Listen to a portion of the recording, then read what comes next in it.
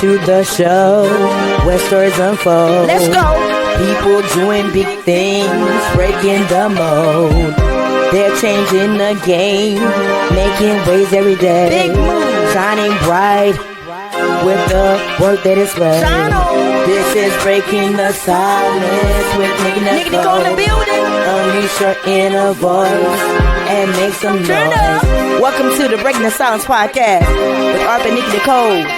Please make sure you like, share, and subscribe. Tell your cousin, tell your friend, tell your neighbor to come over here and break the silence with Arthur, Nick, Nicole.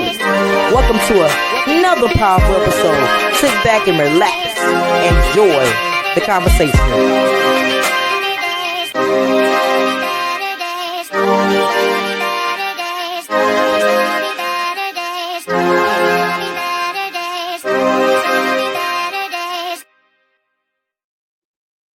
Welcome to another powerful episode of Breaking the Silence. I'm your host, Arthur Nick Nicole, and today we're joined by the incredible Whitney Alexus Briá Weeks, a multifaceted entertainer, mother, and a community advocate.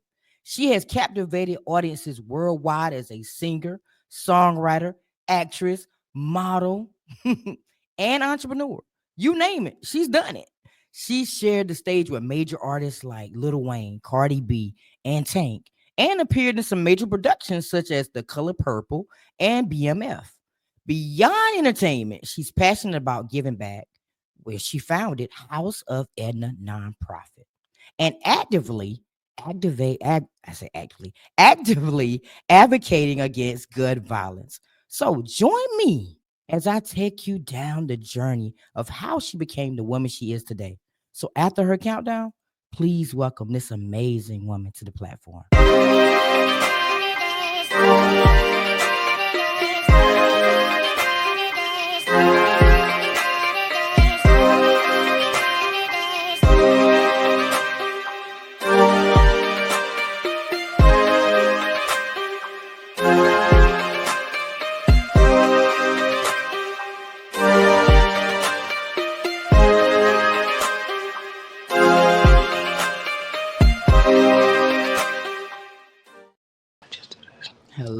Hello. How are you doing today? I'm doing good. How are you? I'm great. Thank you so much for being a part of my platform. I'm excited about putting you in the spotlight today. What's going on, Nikki? I'm so grateful to be a part of Breaking the Silence podcast today. Thank you for having me. You're welcome. So thanks for the amazing introduction. Tell everybody, who is Alexus Briá? I know that's a broad question. Listen, Alexus Briá is me. I am she. But I am an actress, singer, songwriter, rapper, model, entrepreneur, activist by way of Hopkins, South Carolina. Hopkins, if you are familiar with South Carolina, then you know what Hopkins is. If you're not familiar, then you don't know where it is. But it's only a little small flashing light. We only got a 4-way stop. We don't even have a stoplight. So it's that small town. I'm a small town girl, and I got some real big dreams and some real big goals that I've been accomplishing, and I'm just blessed to do those things. So that's who I am. Wow, Hopkins don't have a red light. Now that's worse than Mullins, South Carolina. We got a couple of red lights in Mullins now. We ain't got no light. We ain't got no real lights. No, we just got a little flashing 4-way stop down there. That's all we got. Oh man. So tell me, when did you fall in love with the mic? Oh, when did I fall in love with the mic? Well, I led my first song in church when I was about 3 years old. I recorded my first song in an actual studio setting at 10 years old as a gospel song. But like me finding my own voice and actually falling in love, I would say about 16, 17. Just because I was able to sing and write and rap what I want to talk about and less of what people wanted me to talk about. You know what I'm saying? So I would say I fell in love with it ever since I've done it. But I actually started finding my voice and finding out who I am as a person and an artist around 16. But the inspiration came from my mom. My mom got accepted into Juilliard when we were very young, when she was very young. And she always talked about going, and she has one of these really, really big voices. She was compared to like Gladys Knight and Anita Baker, and she had one of those really strong powerhouse voices. So her being one of the only people in her school, especially being from where we're from, the only person that was actually accepted into Juilliard and having those auditions was probably like phenomenal during that time. And so she had a $40,000 scholarship that she wasn't able to pursue. And so from there, she still, pursued singing in other ways and singing gospel and stuff like that. And so it kind of grabs me and my siblings, and we were always in the studio with her. And so that's kind of when I Wow. fell in love with it. Wow. You know Mm-hmm. what? Now the way the music industry is set up now, Mm-hmm. to you, how difficult it is for you to climb to the top, especially with the trends out there and these viral moments. How difficult for you was it to climb to the top? I'm honestly going to say that I'm still climbing. I don't think that I've reached a peak where I feel comfortable. So I think that that's just the hustler's mentality in me. But difficulties have arisen in this industry. Like it's going to be everything that you can think of being faced with, you're going to be faced with. But for me, my biggest thing was keeping my morals, keeping my values, and staying true to who I actually am. There's so many ways that you can get into the industry and that you can get on. And being a female, a lot of females take it to their advantage as to using themselves. And I don't know, I don't have no problem with that. My grandma always say you use what you have to get what you want. But as for me, morally, that's just not my testimony. That's just not the way that I've done things. That's not the way that I was raised to do things. And so, Right, right. keeping myself mentally, not being able to break, not letting nobody else break me, those have been the biggest challenges for me. And it still is a challenge because, you know, you might can, do those things that you can do to outdo me in that way, but you're not gonna outwork me and you're not gonna out hustle me when it comes to what I want, because that's what I know for a fact that I can do is I can work it. So Right. So biggest now, struggle, just big staying struggle. true. Yeah, you're right. Mm-hmm. You're right. That's but that's in anything that you do though, not just in the music industry. That's Right. anything that you do. It's hard to stay true. But if you show up as yourself in the beginning and you end with yourself, then you won't have no problems. Exactly. That's how I look at it. Authenticity is the best way to go.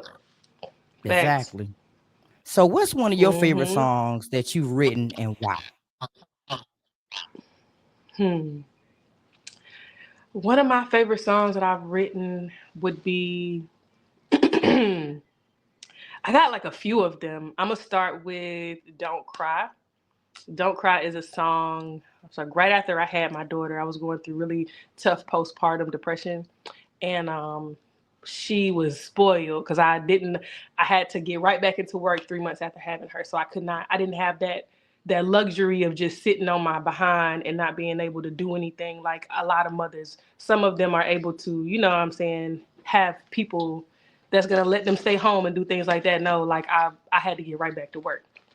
So after having her, I felt like I lost a sense of myself in the relationship. The relationship took a toll on my mental. It took a toll on my body. Like having a child took a toll on my body. So looking at myself through a different lens, doing things differently, being a different person, and now I have this whole life looking up to me, depending on me. The song starts off with my daughter crying, but she was in her car seat. She was crying. She was hungry. She was ready for me to hold her. She was wanting my time and attention. And it's like I just picked her up from daycare. I'm getting off work. It's 6 o'clock. I'm frustrated. I got to go to the grocery store. I got to get home. I got to cook. I got to make sure she's okay. I got to feed her. Then I got to sit. You know what I'm saying? I'm still trying to get myself together as I'm trying to get her together. So the name of the song is called Don't Cry. And it's also my dad's favorite song because it opens up with her crying, and it opens up with like her screaming crying. And then it talks about me telling her not to cry. Like, I got to work this 9 to 5. I got to go hustle. I got to put food on the table for both of us. I got to do this for both of us. This is a part of being a mother. This is a part of life, like not giving up and keeping pushing. So that's probably my biggest message in all of my music, is to just keep pushing. Like, that's why I'm such an advocate for single mothers. And because I had to go through that, my mom had to go through that. It's like a generational curse almost, but we still making it. We still getting through it. We still, we able to still continue to keep going on. And it's not an easy thing. People might think that we're superwomen and we put these capes on our back as women, but it is so tough to be a woman, to be a mother, to pursue dreams, to have a career, a goal, to continue to do all those things and still have a life look up to you and still do all this, still pay bills. It's not easy. So I would say Don't Cry would probably be the one that most resonated with me. Then X-Man. X-Man was about her dad. It was a time where I was like, you know what? I don't want no drama with your girlfriend. Don't bring that drama to my next man. And all I want right now is my Benjamins. Like, and that's where that hook came from. Such a powerful hook, just talking about like, keep that drama with your girl. Don't bring my drama. Don't bring that drama to my man. And just run me them coins. That's it. Like, you know what I'm saying? So it's that simple as to just writing through my pain and writing through my struggles of just, again, being a single mom, how tough life is, the navigating through relationships that helped me grow and build my character. And then lastly, it'll be Yeah, Yeah, Yeah. That's my new single right now. It's playing in 8 different states. Just played yesterday in the tri-state area on WBLS, which is one of the biggest radio stations in New York, New Jersey, Connecticut, Philly, and it also reaches to Vegas. I just played today in Columbia, South Carolina. Also played in Austin, Texas. And so it's just been a whirlwind of just a blend of Afro beats and some of those Jamaican roots that I have, and kind of blending them together because of the sound now that's super popular. And so taking a little Southern twang and kind of putting a little different a dance to it or whatever, and finding my own sound, but still being able to create something that feels authentic to the Caribbeans and to the Carolinas. So now and because since you, it's blowing up. wow. My bad, go So ahead. since you mentioned it, we're gonna play it for them. Let them hear what it's all about. Okay, yeah.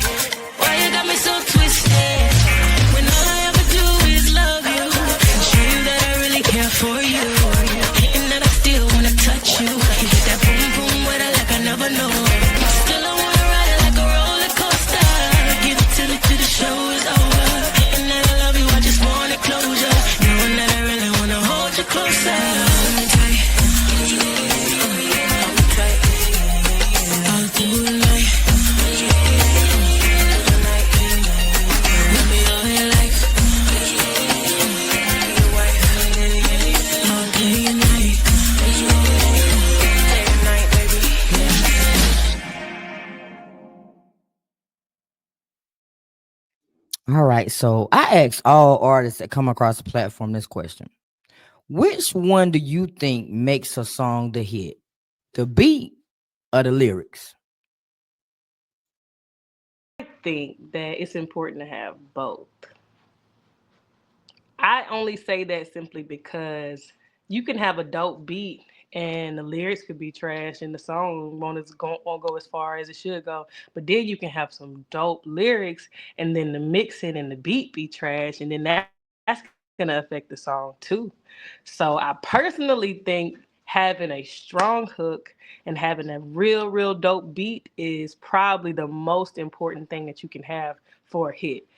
And direction and the way that you put it out, the way that you promote it, the way that you push it. Like on my days off or even on my days at work, I'm still finding some video clips so that I can put it together to post online for social media, because you don't just have to be an artist, you got to be a content creator, you got to be a you got to be so much more, and then you still got to make sure that you have those hits. So it's like being able to go into a studio and be like, and knowing for a fact that all your songs are not going to be hits, and sometimes it'd be the ones that, like, this song for me wasn't the one that I thought was going to be that song, you know what I'm saying, personally, but it is a good song. But everybody else liked the song. So sometimes it's not even about what you like, it's about what your audience likes and what it pulls them in and attracts them. So I would say audience.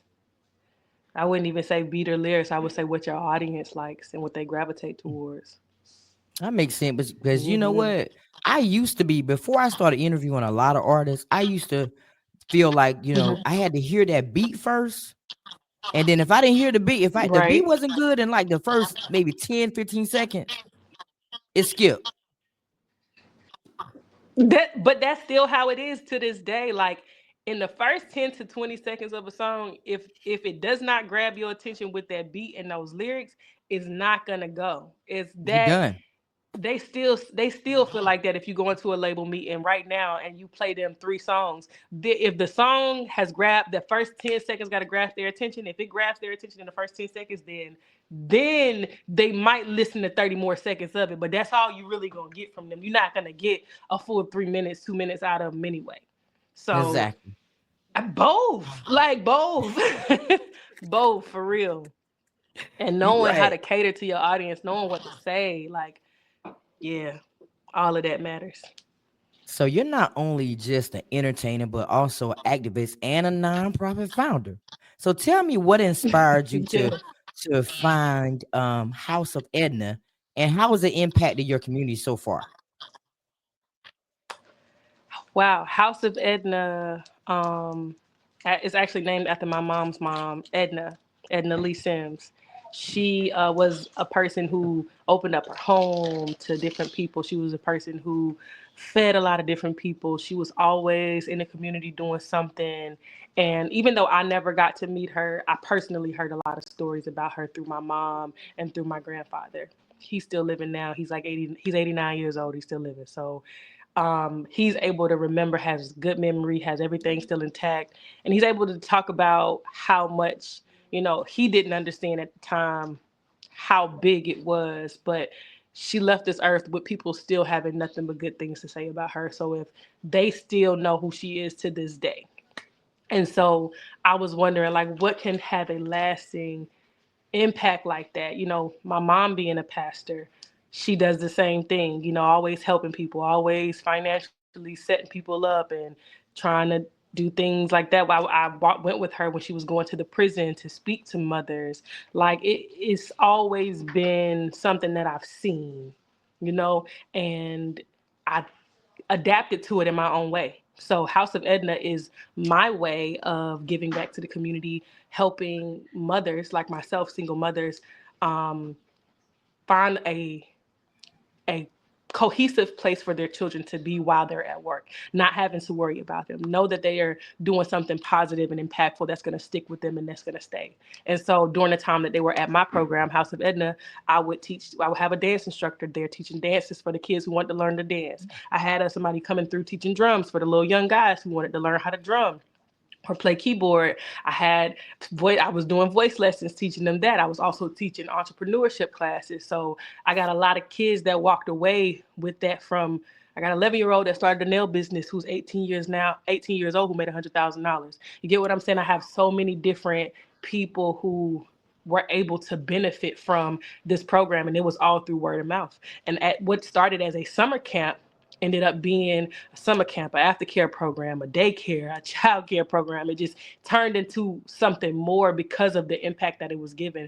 Till it got so big where Columbia Urban League sponsored kids and teens for them to have a job for the summer. I didn't even have to pay them out of my pocket. They heard about my program. They got wind of it, and I was able to employ teenagers for summer jobs, 13, 14, 15, that keeping those kids off of the streets. Gun violence is so big for me as far as activism goes, and wrongful incarcerations, because my uncle was wrongfully incarcerated. One of my best friends in high school was shot in the head right out of high school. So gun violence I became a voice for that, because we talked about going to school. He was so intelligent, he was so smart. So it's a way to stay out of those streets, like staying out of the streets and finding something positive, like a positive outlet that's going to keep you away from those streets, because everybody has a path. I grew up with the same path that was presented to everybody else. It was presented to me. I just chose to take another path, and it wasn't easy. I was picked at, I was talked about. I still get talked about. My family, I'm not close to. I don't have a lot of friends, but sometimes when you have a different mindset and you have a different path, they don't understand until it's time. And so now those same cousins that talked about me are now teaching. Those same cousins that talked about me are now owning daycare programs, after school programs. Those same people who belittled me and made me feel like I was less than took my mojo and did. And it's no shade, you know what I'm saying? These are facts, but that is the type of impact that you put on a lasting community when you know who you are from the beginning and you don't let nobody tell you who you are.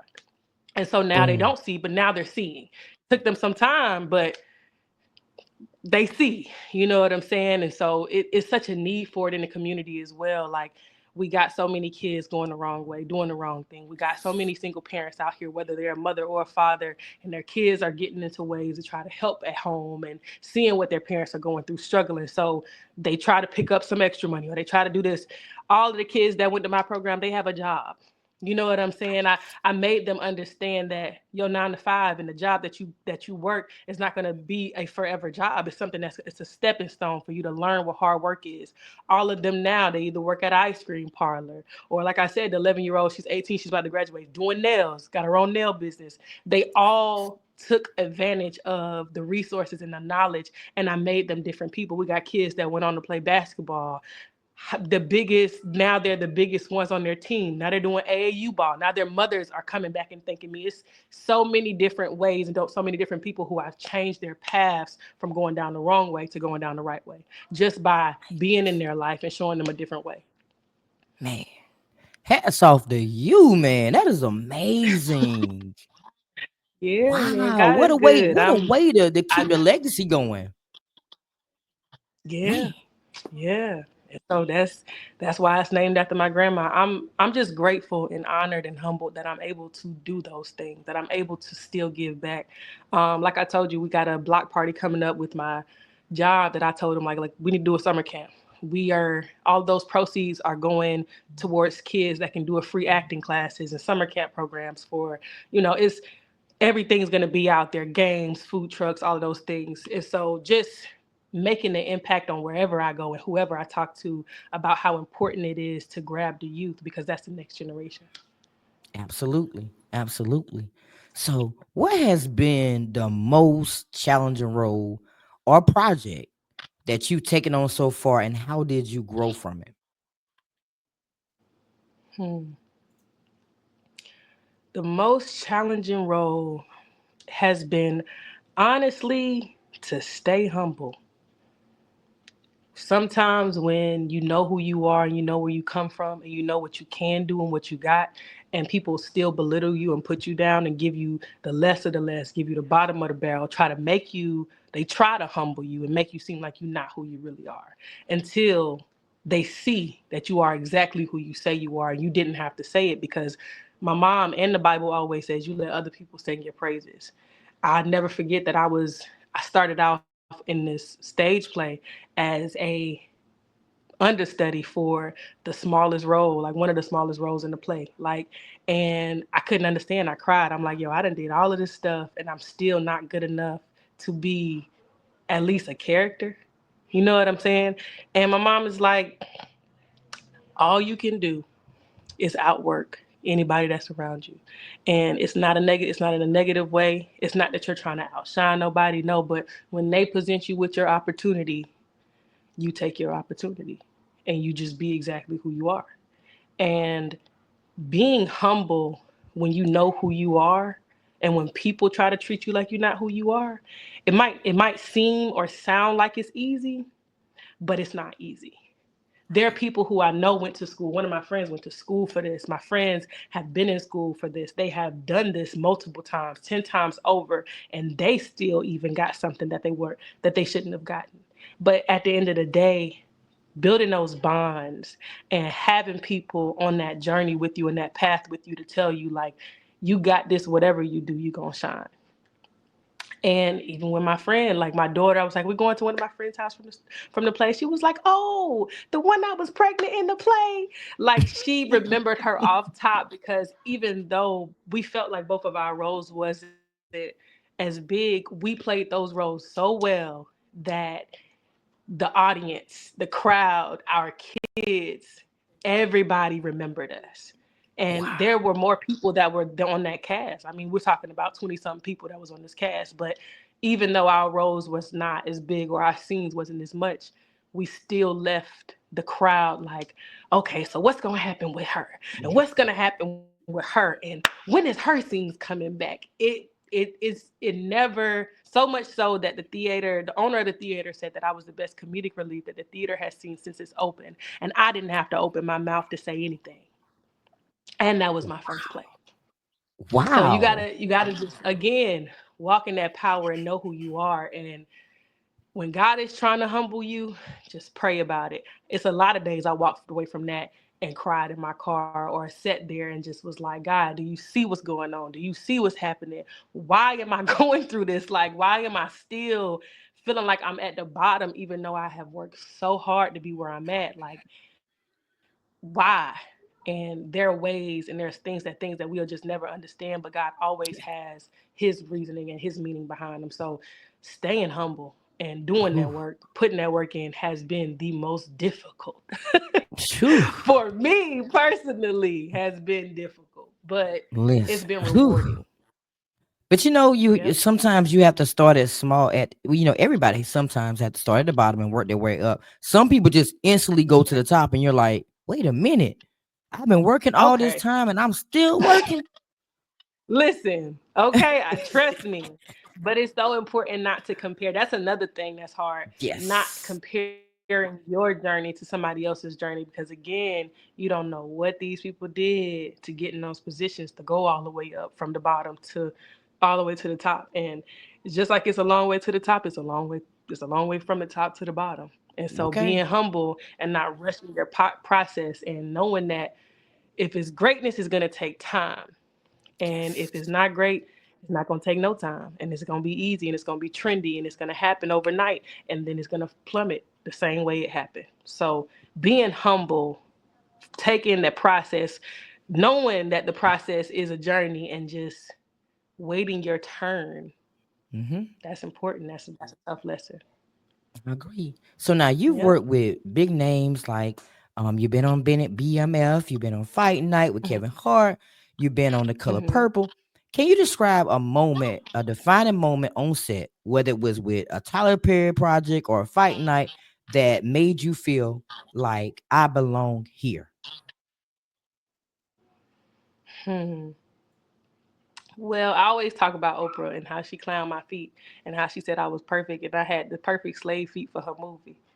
So I was like, Auntie O, if these the slave feet you want, baby, when I'm done with this project, I need you to run me them coins so I can go get them done. So they don't look like slave feet no more.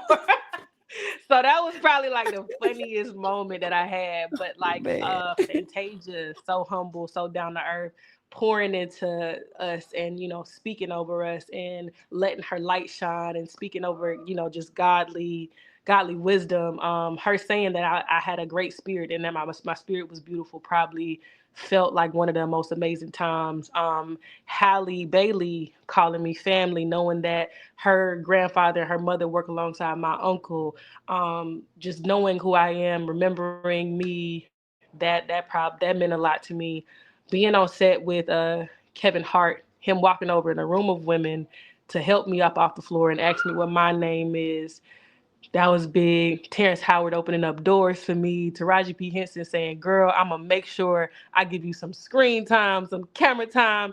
These people, and just like I said, knowing your power and not going to them and not being, I'm always thirsty, never, I'm always hungry, never thirsty. That's my saying. You can be thirsty for it, thirsty for that attention, but if you hungry for it, then they gonna see your work ethic and they gonna see you work. They see how everybody else came in there and was like, oh, let's take a picture, let's do this, let's do that. And I was one of the only ones that was just working. Like I was just there. I'm just grateful to be there. And that made them come to me like, okay, what's your story? What's your name? Who are you? You know what I'm saying? And that right there lasts longer because the reward from it is greater. Just them knowing my name and them walking away. Like Kevin, it was like, what's your name? Like, who are you? I'm Alexis. And he was like, oh, okay, I'm Kevin. I'm like, man, I know who you are. Like, you don't know who I am, but I know who you are. Like, yeah, I know your name, Kevin, nigga. Like, for real. So it be times like that where it feels so rewarding. And just even Samuel L. Jackson letting us all know, like, I started at the same place y'all are at. I started doing background. I started doing stand-in work. I was doing this for the Kings of Comedy, Bernie Mac, Cedric the Entertainer, Turner, just naming those people who he did it for back in the day. And now he is that, what they were back then to him, to what we are now. So he was saying that we the next generation that's going to come up and that's right up under them. So that right there meant a lot to me, just having those people on set to know, like, or just having those celebrities feel they're more like coworkers. You know what I'm saying? Not more like celebrities to you, and they talk to you. And Clifton Powell making all us laugh, and him acting like he's still Pinky on Friday. It's those moments that nobody can see that really make me feel like like I really belong here. And so then them finding out exactly who I am and still following my page. Like I said, Kevin Hart was watching me weeks even after we did the show. So it was surprising, but at the same time, very rewarding because he remembered me. Yeah. Nice. What I'm gonna ask you 3 out of the box questions to make you Okay. think. What's one thing about working in film or theater that no one warned you about, but now you consider it as a hidden gem or a secret weapon?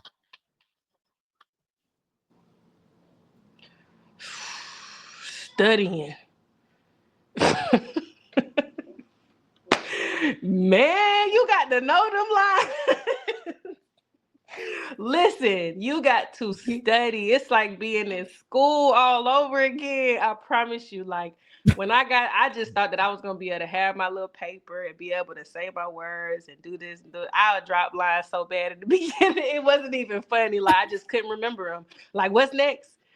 Oh, okay. Look, I'm looking at my paper right before I go on stage. Like, and when you're doing a stage play, there's no hiccups.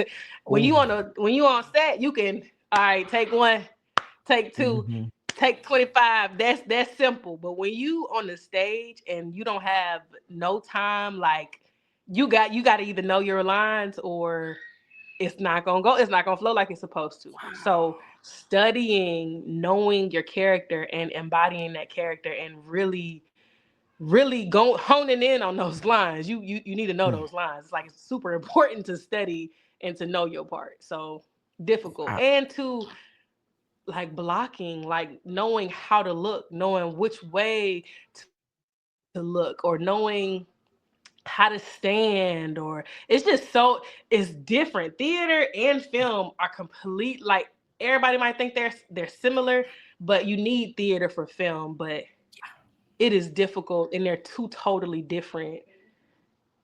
They're just two totally different atmospheres for real. It's not the same thing.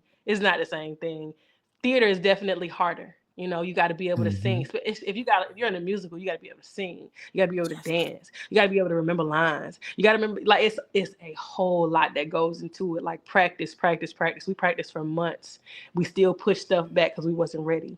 It happens like it just wasn't time. You know what I'm saying? So being overly prepared is definitely one of the hardest things about being in the industry. So the last question.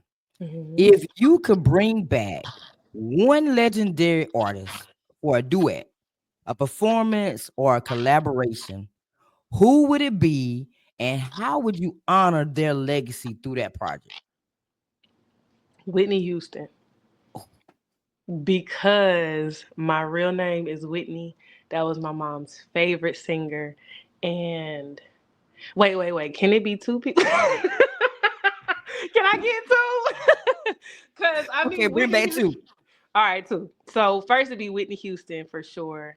Um, it'll be Whitney Houston. My mom's favorite artist has been Whitney. I was named after Whitney, and she is literally called the voice for a reason. There is still nobody in her time or in this time, and I'm stamping that, who has had a voice like Whitney Houston.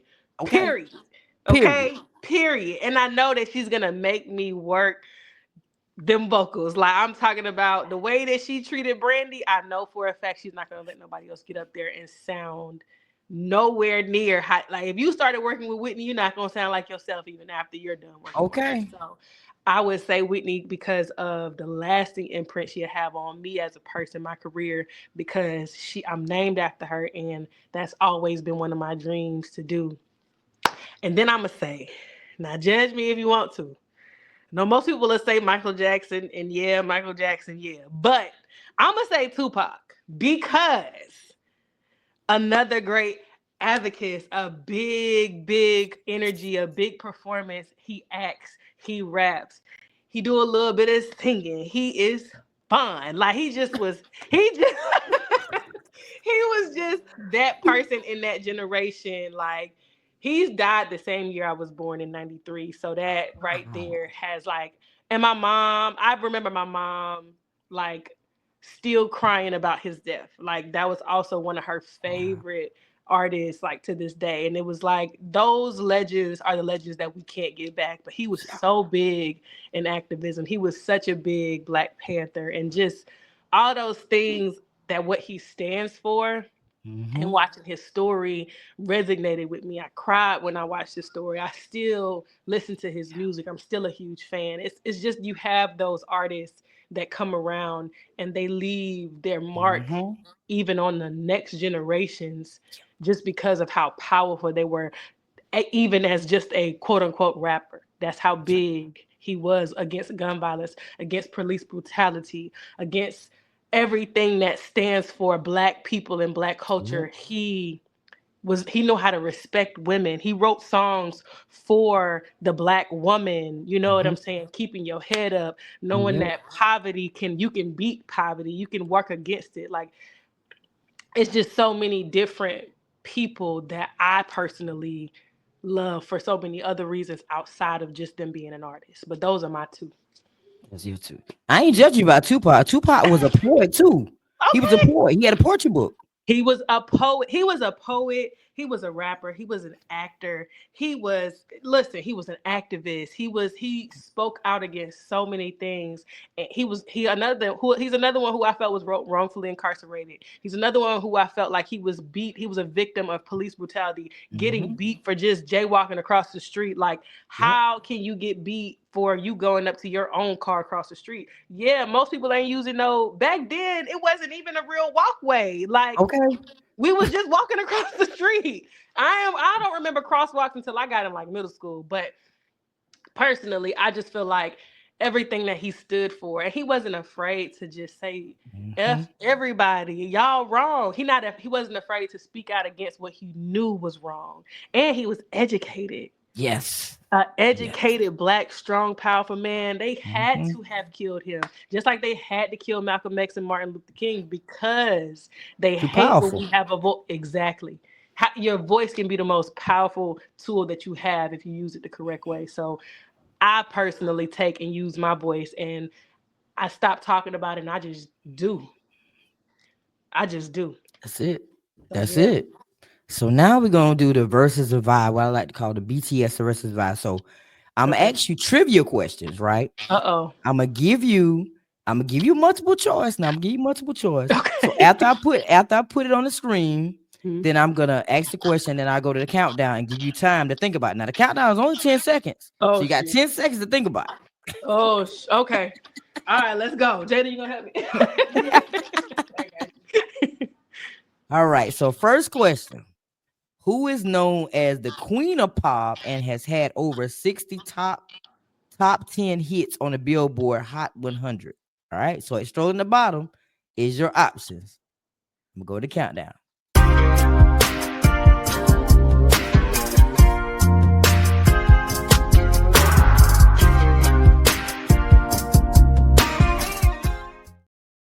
Nah, I'm gonna say Madonna.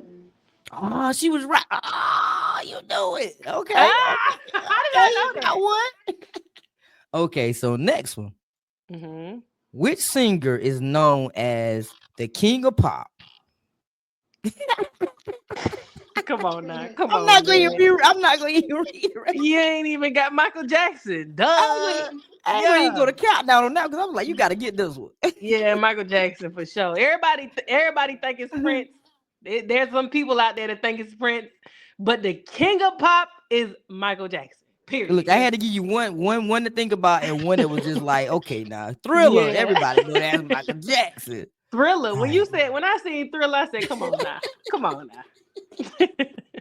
All right, so now it's your time for the spotlight. This is tell everybody like how to follow you, what's coming up next, what you want to tell them for 2025, and you know all the amazing things that you got going on, you had going on. So I'm gonna do the countdown, and this is gonna be your moment after the countdown to shine. All right, cool. All right.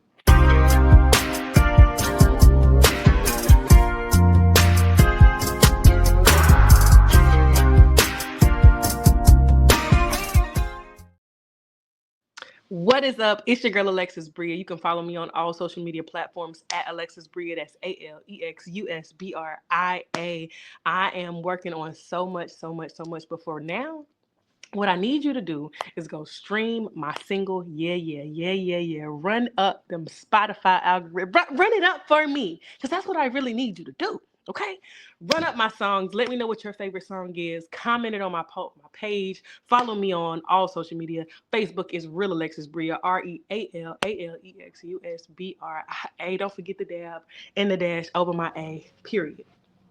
Shout out to Breaking the Silence, and shout out to Nikki for having me on. Great conversationalist, amazing person. Had a ball. Thank y'all so much.